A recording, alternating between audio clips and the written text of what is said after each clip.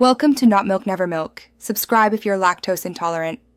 You start by cutting power, unplug the keyboard and remove keycaps. This exposes switches and LEDs. Inspect the case and PCB for obvious damage, and check the cable and USB port for bent pins. This often reveals connection issues.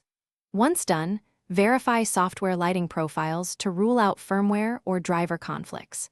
Make sure to wear an ESD strap and have a small screwdriver and multimeter ready. These let you test circuits before any soldering or deeper teardown. Now you diagnose the board systematically. Use a multimeter in diode mode to measure LED forward voltage. This tells you if an LED is dead versus a trace fault.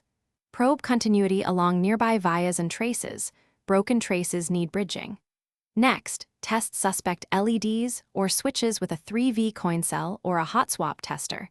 This isolates hardware from firmware. If you find cold or cracked solder joints, reflow them carefully, because poor soldering is a common failure point. Finish by replacing any failed LEDs and repairing broken traces. When installing LEDs, respect polarity, anode to plus, cathode to minus, because reversed LEDs won't light.